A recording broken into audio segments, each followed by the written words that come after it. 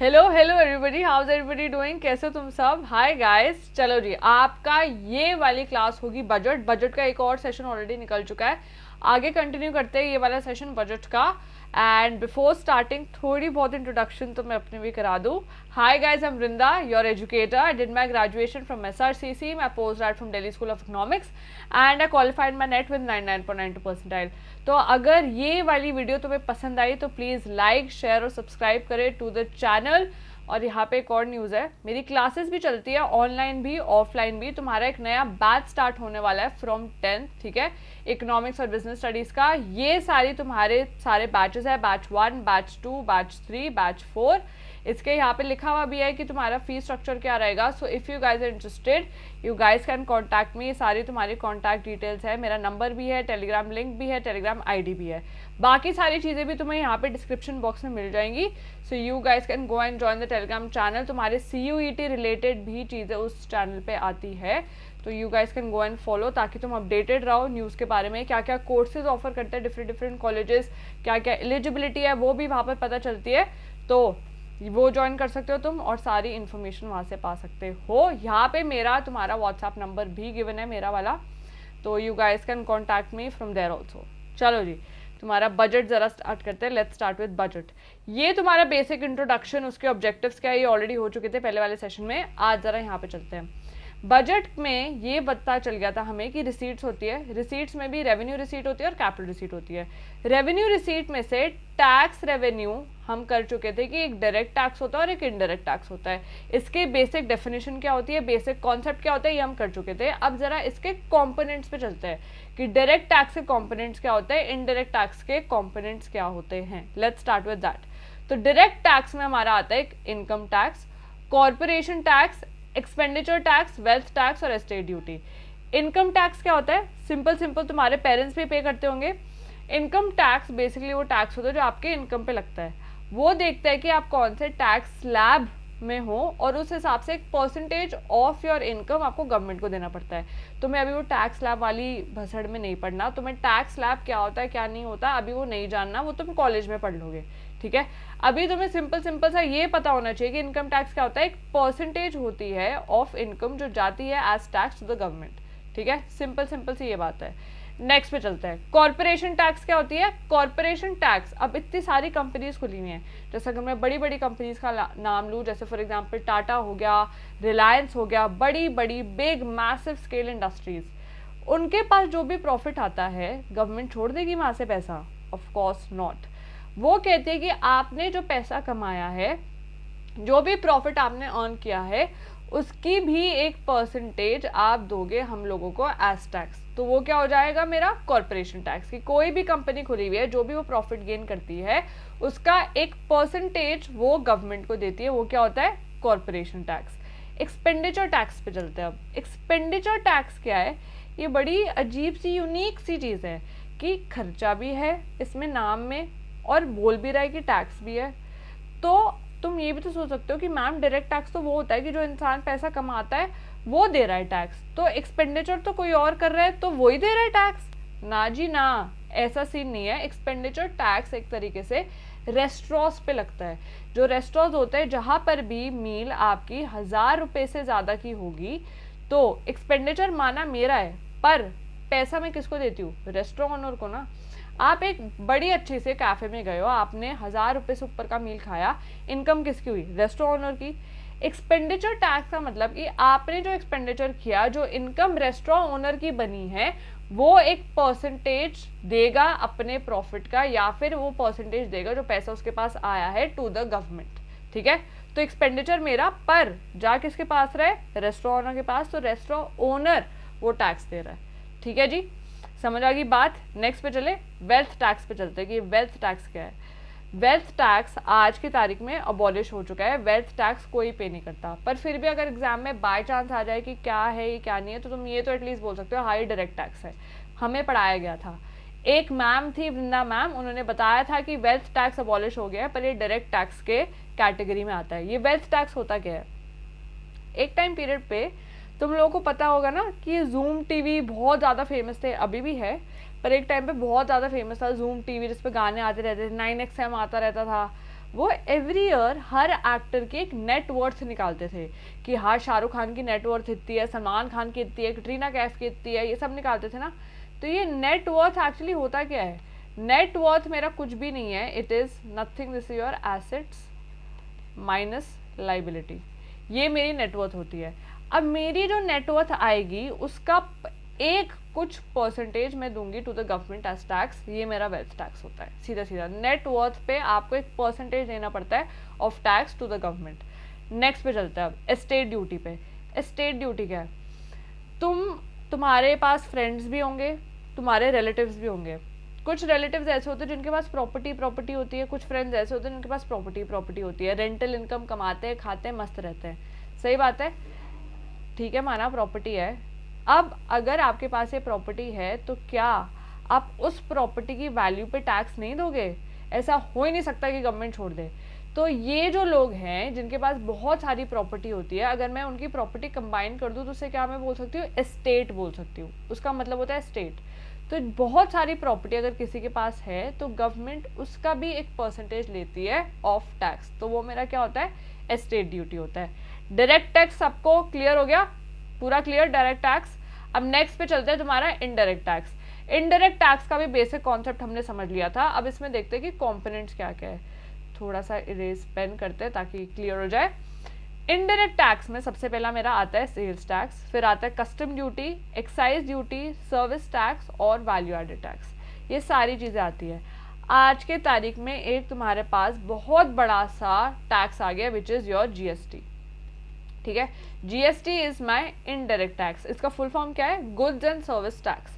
Goods and service tax के अंदर मेरे पास क्या चीज़ें आ गई है? सेल्स टैक्स भी इसी के अंदर इमर्ज हो गया है, मेरा सर्विस टैक्स भी इसी के अंदर आ गया और मेरा वैट भी इसी के अंदर आ गया। ये तीनों चीज़ें मेरी जीएसटी के अंदर अंदर आ गई है।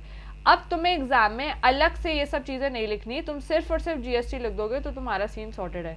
जीएसटी मेरा है क्या? जीएसटी सिंपल सी बात है कि कोई भी गुड्स एंड सर्विसेज अगर मैं परचेज करती हूँ तो उसका कुछ परसेंटेज ऑफ टैक्स मुझे ही देना पड़ता है। इवन दो मैं खर्चा कर रही हूँ फिर भी मुझे ही देना पड़ेगा। तो बेसिकली जो एक्चुअली इनकम रिसीव कर रहा है वो टैक्स नहीं देता, जो खर्चा कर रहा है वो टैक्स दे रहा है। ठीक है, गुड्स एंड सर्विसेज मैं अवेल करूंगी तो उस पर एक परसेंटेज ऑफ टैक्स मुझे देना ही पड़ेगा। क्लियर? अब ये भी समझ आ गया, sales tax, service tax, VAT सब कुछ जीएसटी में आ गया, तो इंडिविजुअली करने की जरूरत नहीं है। इस पे चलता है कस्टम ड्यूटी पे कि ये कस्टम ड्यूटी क्या है। तुम या तुम्हारी मम्मी कहीं पर भी जाती होगी मार्केट में, है ना, वो कहते होंगे कि भैया थोड़ा कम कर दो, बार्गेन करती होंगी, कुछ ना कुछ करती होंगी। वो भैया क्या कहता है? मैडम जी नहीं हो सकता, इम्पोर्टेड गुड है। ये इम्पोर्टेड गुड का क्या लॉ हो जाएगा? इम्पोर्टेड गुड क्यों नहीं कम हो सकता? ये क्या बात है? इसका एक लॉजिक है, जरा ये सुनो। कोई भी चीज़ जो तुम्हारी बाहर की कंट्री से आती है तुम्हारे पास, या कोई भी गुड जो इम्पोर्ट होता है उस पर गवर्नमेंट टैक्स लगाती है which is your custom duty. ठीक है, उन्हें वो कस्टम ड्यूटी पे करनी ही करनी होती है जो भी वो गुड परचेज कर रहा है। ये एक्चुअली होता क्या है, इसके पीछे का कॉन्सेप्ट क्या है? गवर्नमेंट अगर कोई भी गुड तुम लोगों को प्रोवाइड कर रही है कोई भी बाहर की कंट्री से, उसका भी तो खर्चा होता है या फ्री में आ जाता है? कोई ना कोई तुम लोगों के पास वो गुड पहुंचाने के लिए ट्रांसपोर्टेशन फीस गवर्नमेंट पे करेगी या नहीं करेगी? भाई गवर्नमेंट का खर्चा हुआ और उसने कहीं से उसे निकाला नहीं, ऐसा होता नहीं है। तो गवर्नमेंट ने बोला हमने खर्चा किया, आपको गुड्स अवेलेबल करे, आप खरीदो, वो गुड खरीदो, हमें कोई प्रॉब्लम नहीं है, पर हमें टैक्स दो। उस गुड पर टैक्स दो चुपचाप जो आपने बाहर से मंगाया और जो आप अवेल कर रहे हो। ठीक है, तो ये कस्टम ड्यूटी होती है कि जो भी बाहर से गुड आया है, इंपोर्टेड गुड है, बिकेगा आपके मार्केट पे, तो कस्टम ड्यूटी तुम्हारे कस्टमर है, जो भी कस्टमर है जो खरीदेगा वो पे करेगा ही करेगा। क्लियर हो गई? सिंपल सी बात। अब जरा एक्साइज ड्यूटी पे चलते हैं। एक्साइज ड्यूटी का थोड़ा सा कॉन्सेप्ट समझने की कोशिश करना। एक्साइज ड्यूटी सिर्फ और सिर्फ पर्टिकुलर गुड्स पे लगती है। पर्टिकुलर गुड्स भी वो कौन से गुड्स होते हैं? वो थोड़े होते हैं लग्जरीज और सेमी लग्जरीज। मतलब सब पे आप नहीं लगा रहे ये वाला टैक्स, आप सिर्फ और सिर्फ कुछ पर्टिकुलर गुड्स पे लगा रहे हो। इसके एग्जाम्पल होते हैं जैसे for example petrol, petroleum products पे लग गई आपके, फॉर एग्जाम्पल अल्कोहल उस पे लग गई, और टोबैको पे लग गई। इन सब चीज़ों पे तुम्हारा एक्साइज ड्यूटी लग सकता है किस पे, लग्जरीज पे या फिर सेमी लग्जरीज पे। कौन से टाइप की गुड्स होते हैं, पेट्रोल हो गया, अल्कोहल हो गया, टबैको हो गया, इन सब जगहों पे आपको ये अगर आप परचेज कर रहे हो तो आपको एक चीज देनी पड़ेगी as tax, which is your excise duty. अब इसका कॉन्सेप्ट ये होता है कि हम चाहते हैं कि कोई इंसान अगर थोड़ी सी भी लाविश जिंदगी जी रहा है ना, वो तुम्हारी लग्जरीज परचेज कर पा रहा है तो मतलब कि वो अमीर है। अगर वो अमीर है तो हम चाहेंगे कि यार उससे थोड़ा सा पैसा हम निकालने की कोशिश करें, तुम्हारी गवर्नमेंट चाहेगी ही चाहेगी। इसके पीछे का रीज़न क्या है वो तुम्हें अभी मैं समझाऊंगी, पर अभी बेसिक समझो। आप अमीर हो, आप लग्जरीज परचेज कर सकते हो, तो आप दो चुपचाप एक्साइज ड्यूटी, आपको हम नहीं भगा सकते कहीं पर भी। अब तुम तो ये भी बोल सकते हो मैम टबैको तो जनरली बहुत अमीर लोग नहीं लेते, एक labour class generally chewing tobacco, या फिर तुम्हारे फॉर एग्जांपल अगर मैं सिगरेट्स की बात करूँ, ज़रूरी नहीं है कि वो सिर्फ और सिर्फ अमीर इंसान ही पी रहा है, सभी पी रहे होते हैं। अल्कोहल का भी सेम कॉन्सेप्ट होता है, ज़रूरी नहीं है कि सिर्फ और सिर्फ अमीर इंसान ही वो परचेज करे, गरीब भी परचेज करता है, ऐसी तो कोई बात भी नहीं है इसमें। ये जो तुम्हारे दो टाइप के गुड्स है, टबैको और अल्कोहल, जनरली गवर्नमेंट का एक्साइज ड्यूटी चार्ज करने का मतलब भी ये होता है कि वो चाहते हैं कि ये सब चीज़ें क्या है, इंजूरियस टू हेल्थ है। तो वो चाहते हैं कि अगर ये बाई चांस महंगी होगी तो क्या पता लोग ना परचेज करें, पर हमें तो लोगों का पता ही है ना, गवर्नमेंट का फर्ज है हमें रोकना। अगर एक्साइज ड्यूटी लग जाएगी तो वो चीज़ महंगी हो जाएगी, हमें पता है अगर टैक्स ज़्यादा लग जाता है तो वो चीज़ महंगी हो जाती है, तो एक्साइज ड्यूटी वो लगवा लेंगे, पेट्रोल पे लगा लेंगे, अल्कोहल पे लगा लेंगे, टबैको पे लगा लेंगे, लगाओ आप। पर क्या इंसान रुकता है? अब वो इंसान पर है, सीधी सी बात है। गवर्नमेंट का फर्ज है क्या करना, दो तीन चीज़ें, थोड़ा सा अगर इंसान ना परचेज करे, वो थोड़ी लंबी जिंदगी जी ले, गवर्नमेंट यही चाहती है, पर अगर वो ना हो पाए तो then it's up to you. ठीक है, तो एक्साइज ड्यूटी क्यों लग रही है हमारी, एक रीज़न ये है कि गवर्नमेंट चाहता है कि ये चीज़ें लोग ज़्यादा कंज्यूम ना करें, अगर वो महंगी हो जाए तो क्या पता लोग रुक जाए। सेकंड रीज़न ये होता है कि वो चाहता है कि अमीर लोग जो लग्जरीज परचेज कर रहे हैं उनसे हल्का सा पैसा निकाले, ताकि तुम्हारा जो इकोनॉमिक गैप है बिटवीन अमीर एंड गरीब वो कम हो। हमने एक ऑब्जेक्टिव भी करा था यहाँ पे गवर्नमेंट बजट का कि क्या इनइक्वालिटीज हम कम करना चाहते हैं, तो ये इनइक्वालिटी अगर हमें कम करनी है तो हम एक्साइज ड्यूटी के थ्रू कर सकते हैं कि भाई अमीर लोग जो गुड्स परचेज करते हैं ज़रा चुपचाप उस पर टैक्स लगाते हैं, ताकि उनका पैसा हमारे पास आ जाए थोड़ा सा। Clear? Indirect tax, direct tax खत्म हो गया हमारा। अब ज़रा नेक्स्ट पे चलते हैं। रेवेन्यू रिसीट में टैक्स रेवेन्यू का एस्पेक्ट पूरा कंप्लीट हो चुका है। अब जरा नॉन टैक्स रेवेन्यू पे चलते हैं कि नॉन टैक्स रेवेन्यू क्या है। नॉन टैक्स रेवेन्यू में भी कॉम्पोनेंट्स है। एक मेरा आता है इंटरेस्ट रिसीट, फिर मेरा आता है profit and dividend, fees and fines, external grant, special assessment. Interest receipt क्या होते हैं? गवर्नमेंट तुम्हारी है, तुम्हें पता है सेंट्रल गवर्नमेंट है, सेंट्रल गवर्नमेंट लोन्स दे सकती है ना दूसरे लोगों को। हमने बहुत बार न्यूज़ में ये भी सुना है कि सेंट्रल गवर्नमेंट ने लोन दे दिया किसी और कंट्री को, लोन दे दिया किसी और स्टेट को, बहुत जगह पे वो अपना लोन दे सकती है। अब अगर तुम्हारी गवर्नमेंट लोन देगी तो उससे उस पर इंटरेस्ट नहीं मिलेगा, से यस और नो। तुम लोग भी अगर किसी को लोन देते हो तो उस पर इंटरेस्ट चार्ज करोगे या नहीं करोगे? तो गवर्नमेंट कैसे छोड़ देगी? तो कोई भी लोन अगर गवर्नमेंट ने दिया है टू एनी अदर पार्टी, उस पर जो से इंटरेस्ट मिलता है वो क्या होता है? नॉन टैक्स रेवेन्यू होता है। नेक्स्ट पे चलते हैं, प्रॉफिट एंड डिविडेंड पे चलते हैं। तुमने ये भी देखा होगा कि गवर्नमेंट की खुद की कंपनीज भी होती है, जैसे अगर मैं बात करूँ फैब इंडिया की, खादी की, ये सारी क्या है? गवर्नमेंट ओन्ड कंपनीज हैं। गवर्नमेंट की जो भी कंपनी है वो उस पर प्रॉफिट कमाती होगी, जो प्रॉफिट उसे मिलता है वो क्या होगा? तुम्हारा नॉन टैक्स रेवेन्यू। सिंपल सी बात है। डिविडेंड क्या है? गवर्नमेंट भी इन्वेस्टमेंट करती है, ठीक है। गवर्नमेंट ने अगर किसी और कंपनी की शेयर्स परचेज करे, कोई भी कंपनी का अगर वो शेयर्स परचेज करती है तो क्या होगा? उसको उस पर डिविडेंड मिलेगा ही मिलेगा, तो वो भी क्या होगा? नॉन टैक्स रेवेन्यू होगा। नेक्स्ट पे चलते हैं, फीस एंड फाइन्स पे। जिंदगी में कहीं ना कहीं किसी ना किसी का चालान तो कटा ही कटा है।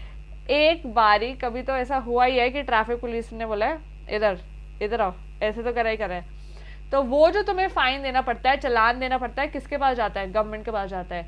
तुम्हें कोई भी एप्लीकेशन सबमिट करनी है, कोई भी गवर्नमेंट से काम कराना है, कुछ भी करना है, फीस देनी पड़ती है गवर्नमेंट कामों के लिए, वो भी किसके पास जाता है? गवर्नमेंट के पास ही जाता है, तो वो भी नॉन टैक्स रेवेन्यू का पार्ट होगा। एक्सटर्नल ग्रांट्स की बात करते हैं। तुम्हारी सेंट्रल गवर्नमेंट है, सेंट्रल गवर्नमेंट को एक तरीके से दूसरी पार्टी से पैसा भी मिलता है। जैसे एक मैं अभी कोविड के टाइम पीरियड पे बात करूँ, कोविड के टाइम पे सेंट्रल गवर्नमेंट को पैसा मिला था या नहीं मिला था? डिफरेंट ऑर्गेनाइजेशन से। तुम्हारे रिलायंस ने भी दिया था, टाटा ने भी दिया था, बहुत सारे एक्टर्स ने भी दिया था, सबने दिया था। तो एक तरीके से एक्सटर्नल ग्रांट का मतलब होता है कि आपके पास कुछ भी पैसा आ रहा है फ्रॉम एन एक्सटर्नल सोर्स, कोई डिफरेंट पार्टी से पैसा आ रहा है, पर कोई गुड्स एंड सर्विसेज एक्सचेंज नहीं हुई। मतलब समझ लो एक तरीके की डोनेशन है, जैसे डोनेशन होती है ना, तुम स्कूल में देते होगे या फिर तुम कहीं ना कहीं, फॉर एग्जांपल ब्लाइंड स्कूल में जाके तुमने डोनेशन कर ली। डोनेशन का कॉन्सेप्ट ऐसा तो नहीं है कि तुम्हें बिल्कुल भी नहीं पता होगा। तो एक्सटर्नल ग्रांट भी एक तरीके से डोनेशन होती है जो सेंट्रल गवर्नमेंट के पास आती है फ्रॉम अदर पार्टीज, ठीक है। तो ये भी हमारा नॉन टैक्स रेवेन्यू का पार्ट होता है। अब जरा चलते हैं स्पेशल असेसमेंट के पास। ये स्पेशल असेसमेंट का क्या है चक्कर? स्पेशल असेसमेंट भाई बड़ी एक डिफरेंट टाइप की चीज़ है। अब ज़रा ये मैं एक एग्जांपल से समझाऊंगी। मेरा एक घर है, ठीक है, मैंने लैंड ली, मैंने अपना घर बना लिया। मेरे घर के आसपास कुछ भी नहीं था एक टाइम पीरियड पे। जैसे अगर मैं गुड़गांव की बात करूँ, कुछ 10-15 साल पहले गुड़गांव इतना डेवलप नहीं था, आसपास भी कोई एरिया नहीं। अगर आपने वहाँ पे प्लॉट लिया है, आपने वहाँ घर बनाया है, आसपास कुछ नहीं होता था, जंगल जंगल होते थे, सही बात है। अब ऐसे ही था मेरा घर, पर ओवर द पीरियड गवर्नमेंट ने वहाँ पे मेट्रो बना ली, आसपास मार्केट खुल गई, तो तुम्हारे प्रॉपर्टी की वैल्यू बढ़ेगी या नहीं बढ़ेगी? ऑफ कोर्स बढ़ेगी। ऐसे ही चलता है ना, लोग तभी तो कहते हैं यार यहाँ पे इन्वेस्ट कर लेते हैं, अभी सस्ता मिल रहा है, पर आगे जाके महंगा हो जाएगा क्योंकि डेवलपमेंट हो जाएगी। अब ये डेवलपमेंट हम लोग तो नहीं करते ना, गवर्नमेंट करती है। तो गवर्नमेंट आ जाती है, वो कहती है कि ओए सुनो, ये जो प्रॉपर्टी की वैल्यू तुम्हारी ज्यादा हुई है बिकॉज ऑफ अस, अब इस प्रॉपर्टी की वैल्यू पर थोड़ा सा एक परसेंटेज ऑफ टैक्स हमें दो अब चुपचाप, क्योंकि मेट्रो तुमने नहीं बनाई, मार्केट तुम लोगों की वजह से नहीं खुली है, हमारे वजह से खुली है। तो स्पेशल असेसमेंट यही होता है, ठीक है, समझ आ गई बात। Non tax revenue, tax revenue, पूरा का पूरा तुम्हारा रेवेन्यू रिसीट खत्म हो चुका है आज की तारीख में। अब जरा कैपिटल रिसीट पे चलते हैं, इसके बारे में बात करते हैं। ये बड़ा इंटरेस्टिंग है, वैसे पूरा ही चैप्टर इंटरेस्टिंग है, but this is extra interesting. ये स्टार्ट कराने से पहले थोड़ी सी बात कैपिटल रिसीट के बारे में। कैपिटल रिसीट मेरी वो रिसीट होती है ऑफ द गवर्नमेंट जो मेरी लाइबिलिटी क्रिएट करती है और मेरे एसेट रिड्यूस कर देती है। भाई ये कैसा रिसीट है? तुम कहोगे मैम रिसीट तो अच्छी बात है, पैसा आ रहा है, पर ये बेड़ा जी आपका विलन है, दिस इज योर विलन। इससे क्या होता है, मेरी एसेट रिड्यूस होती है और मेरी लाइबिलिटी बढ़ती है। दिक्कत है, थोड़ा आसान नहीं है, जिंदगी जीना आसान नहीं है, तो कैपिटल रिसीट भी कैसे आसान हो जाएगा? तो सिंपल सी बात है, ये मेरी वो वाली रिसीट है, ये मेरा वो वाला विलन है जो मेरी एसेट रिड्यूस कर देता है और लाइबिलिटी बढ़ा देता है। ये इसका सबसे बड़ा फीचर है, ये मत भूलना। अब इसके एक बार कॉम्पोनेंट स्टार्ट करते हैं। सबसे पहला कैपिटल रिसीट में आता है रिकवरी ऑफ लोन, फिर आता है डिसइन्वेस्टमेंट, उसके बाद आता है बोरोइंग, फिर आता है प्रोविडेंट फंड। अब एक एक करके चलते हैं कि इससे क्या हो रहा है। सिंपल सी चीज तो तुम्हें अभी समझ आ गया है कि क्या होगा, एसेट कम, लाइबिलिटी इंक्रीज, ठीक है। लाइबिलिटी क्रिएट कर देगा या तो मेरी एसेट खराब कर देगा। अब सबसे पहले चलता है recovery of loan. Interest receipt के टाइम पे मैंने तुम्हें एक सिंपल सी बात बताई थी कि गवर्नमेंट भी लोगों को लोन दे सकती है, अदर पार्टीज को लोन दे सकती है, और उस पर जो उसे इंटरेस्ट मिलता है वो मेरा क्या होता है, नॉन टैक्स रेवेन्यू का पार्ट। सिंपल सी बात तुम्हें ये समझ आ गई थी। अब ये जो गवर्नमेंट लोन दे रहा है किसी और को, किसी और थर्ड पार्टी को दिया अभी लोन, ये देखना जरा, किसी और पार्टी को लोन दिया गया है। अब ये लोन अगर ये थर्ड पार्टी वापस चुका दे, ठीक है, तो गवर्नमेंट का एसेट तो कम हो गया। गवर्नमेंट ने अगर लोन दिया हुआ था तो उनको इंटरेस्ट आता रहता था। एसेट का बेसिक डेफिनेशन क्या होता है? एसेट मींस कि इफ यू परचेज समथिंग तो वो आपको आगे जाके एक इनकम स्ट्रीम दे देगी। तो लोन का भी तो यही कॉन्सेप्ट है कि अगर गवर्नमेंट आपको लोन दे देती है या फिर गवर्नमेंट किसी भी थर्ड पार्टी को लोन दे देती है तो उसको इंटरेस्ट इनकम आती है। अब अगर वो थर्ड पार्टी ने, कोई भी पार्टी, चाहे वो तुम्हारी फॉरेन कंट्री हो या तुम्हारी स्टेट गवर्नमेंट हो या कोई भी प्राइवेट कंपनी हो, अगर उनको लोन दिया हुआ है और उन्होंने वो लोन चुका दिया, रिकवरी ऑफ लोन हो गई, लोन चूक गया उनका, थर्ड पार्टी ने वापस कर दिया वो लोन, तो एसेट तो रिड्यूस हो गई ना। पैसा तो आया पर लोन तो गवर्नमेंट के लिए एसेट थी, उसको इंटरेस्ट इनकम आता था, अब नहीं मिलेगा, एसेट रिड्यूस हो गया, इसलिए क्या हो गई, मेरी कैपिटल रिसीट हो गई। नेक्स्ट पे चलता है डिसइन्वेस्टमेंट। क्या होता है डिसइन्वेस्टमेंट का बेसिक मतलब ये होता है कि अगर कोई भी कंपनी खुली हुई है तो आगे जाके ऐसा हो सकता है कि वो कंपनी के कुछ शेयर्स बेच दे, है ना। कुछ शेयर्स उसे लगे कि यार थोड़ा बहुत ऊपर नीचे लॉस हो रहा है, तो एक काम करते हैं 30% शेयर्स बेच देते हैं, 10% शेयर्स बेच सकते हैं, 50% बेच सकते हैं। तो अभी तो हमने अभी ही जस्ट पढ़ा था कि गवर्नमेंट के पास भी कंपनीज होती है, जैसे एयर इंडिया की अगर मैं बात करूँ, बहुत साल से ये लॉस में चल रही थी। गवर्नमेंट ने डिसाइड किया यार एयर इंडिया लॉस में जा रही है, काम करते इसे बेच देते हैं, है ना। अब वो बेचेंगे, शेयर्स बेचेंगे। फॉर एग्जांपल अगर टाटा हाईएस्ट बिडर है, टाटा ने बोल दिया कि हाँ मैं खरीदने को तैयार हूँ, आपके शेयर्स मुझे दे दो, गवर्नमेंट शेयर्स दे देगी, टाटा पेमेंट कर देगा, तो पैसा आया है, रिसीट हुआ है। पर डिसइन्वेस्टमेंट अगर होगी तो एसेट भी तो रिड्यूस होगा। अगर टाटा ने कल को एयर इंडिया ले ली या तुम्हारी फाइनलाइज हो गई है डील, तो ऐसा तो नहीं होगा ना कि गवर्नमेंट एयर इंडिया के एसेट्स अपने पास ही रखेगा। टाटा कहेगा ये कैसी डील है कि आप मुझसे पैसे भी ले लोगे और अपने एसेट अपने पास रखोगे, नहीं, एसेट अब मुझे दो। तो डिसइन्वेस्टमेंट से भी क्या होता है कि एक तरीके का ये सेल होता है, पर इसमें तुम्हारी पैसा आता है पर एसेट्स रिड्यूस हो जाती है। कोई भी कंपनी अगर अपने शेयर्स निकाल दे, अपने शेयर्स मार्केट में बेच दे, वो एक तरीके की डिसइन्वेस्टमेंट है और उससे एसेट रिड्यूस होते ही होता है। सेम चीज अगर कंपनीज करते हैं तो गवर्नमेंट भी कर सकती है, ठीक है, समझ आ गई बात। नेक्स्ट पे चलते हैं, बोरिंग पे चलते हैं। गवर्नमेंट लोन देती है पर ले भी सकती है, ऐसा नहीं है कि वो सिर्फ और सिर्फ देगी। हमने सुना है ना कि यार गवर्नमेंट के पास बड़ा डेट चल रहा है, गवर्नमेंट डूब रही है, बहुत ज़्यादा कर्जा है, ये सब बातें आती है न्यूज़ में। तो गवर्नमेंट भी लोन लेती है, माना उसने लोन लिया है, पैसा आया है, लाइबिलिटी तो बढ़ी है पर आपकी, ठीक है भैया अच्छी बात है पैसा आया है, पर क्या ये पैसा हीरो है? नहीं, ये विलन है आपका, लाइबिलिटी इंक्रीज हो जाती है। प्रोविडेंट फंड पे चलते हैं। प्रोविडेंट फंड क्या होता है? तुम्हें ये कॉन्सेप्ट तो बेसिक बेसिक पता होगा कि जो भी गवर्नमेंट एम्प्लॉयज होते हैं उनको बाद में पेंशन मिलती है ना, पेंशन भी मिलती है। अब जब वो रिटायर भी हो जाते हैं तो एक लमसम अमाउंट भी उन्हें दिया जाता है as provident fund. Provident fund का बेसिक मतलब ये होता है कि अगर आप रिटायर हो गए हो तो आपको एक लमसम अमाउंट मिलेगा ही मिलेगा, ठीक है। अब प्रोविडेंट फंड से एक और कॉन्सेप्ट निकलता है कि गवर्नमेंट ने क्या किया है, ठीक है, उन्होंने बोला कि चलो अगर मेरी फॉर एग्जांपल गवर्नमेंट एम्प्लॉयज है उनको तो हम दे देते हैं प्रोविडेंट फंड, पर प्राइवेट क्या करे? तो प्राइवेट के लिए इन्होंने पीपीएफ की एक स्कीम निकाली हुई है, वही है प्रोविडेंट फंड ही है नाम, पीपीएफ का मतलब प्रोविडेंट फंड ही होता है कि आप हर महीने जाके जमा करा सकते हो इस फंड में पैसा, आपको इंटरेस्ट भी मिलता है, या आप पूरा लमसम अमाउंट भी जाके जमा करा सकते हो। जैसे एफडी का कॉन्सेप्ट होता है ना कि तुम एक लमसम अमाउंट उठा के रख देते हो और आपको उस पर इंटरेस्ट मिलता है, सेम चीज पीपीएफ में भी आप कर सकते हो, क्योंकि हमें पता है कि यार एक बार इंसान रिटायर हो गया तो उसे एक अमाउंट चाहिए होता है जिंदगी चलाने के लिए। तो प्राइवेट कंपनी में जो भी काम करते हैं उनके पास भी एक ऑप्शन है, गवर्नमेंट ने ये स्कीम निकाली हुई है कि आप एक काम करो, लमसम अमाउंट दे दो हमें, हम आपको इंटरेस्ट भी देते रहेंगे, और जब आपको वो मैच्योर करना हो तो आप निकाल लेना, सीधा सीधा वही कॉन्सेप्ट है। अगर प्रोविडेंट फंड की मैं बात करूं तो गवर्नमेंट के पास माना पैसा गया है, ठीक है, तुम्हारे प्राइवेट लोगों ने जाके जमा कराया है कि उन्हें आगे जाके लमसम अमाउंट मिल जाएगा, एक तरीके से उठ के एक lump sum amount lock in period में रखा जाएगा। अगर वो रिटायर हो गए 10-15 साल में तो उन्हें वो पैसा मिल जाएगा और इंटरेस्ट तो मिलेगा ही मिलेगा उस पर, सिंपल सी बात है। पर ये पैसा गवर्नमेंट के पास आया है, रिसीट हुई है, पर क्या उनकी एसेट है? एसेट नहीं है, लाइबिलिटी है।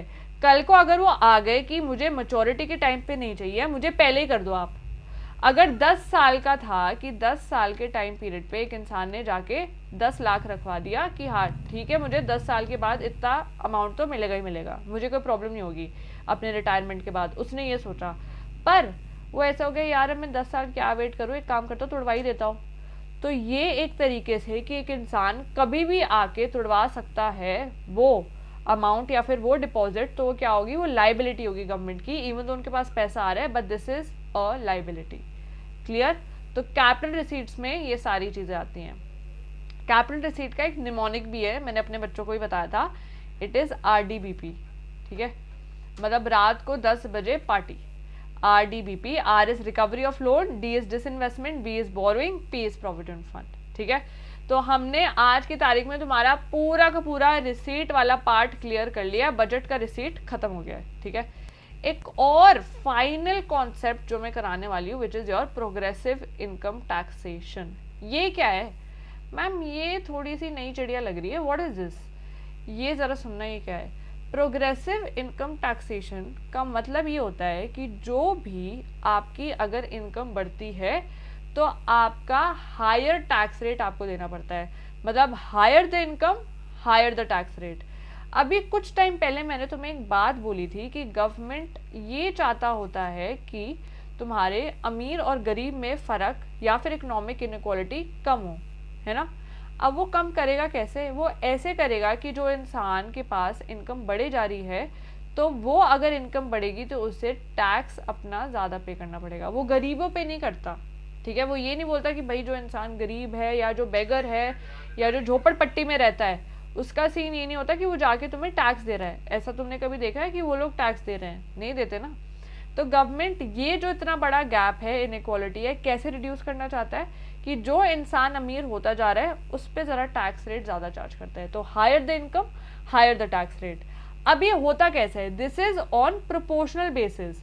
ये नहीं होता कि अगर आपकी 10 लाख की इनकम है 20 लाख की होगी तो आप ये 20 लाख के हिसाब से टैक्स पे कर दोगे, उतना ज़्यादा आपका टैक्स लग जाएगा। ये तुम्हारी इंक्रीज पर लगता है टैक्स, कि अगर 10 लाख थी पहले, अब 10 लाख और बढ़ गई है तो प्रोपोर्शनेट बेसिस पर तुम्हारी टैक्स रेट लगेगा। वो टैक्स लैब है, वो तुम आगे पढ़ोगे कि कैसे लगता है वो टैक्स। अभी तुम्हें बस ये समझने की जरूरत है कि प्रोग्रेसिव इनकम टैक्सेशन क्या होता है।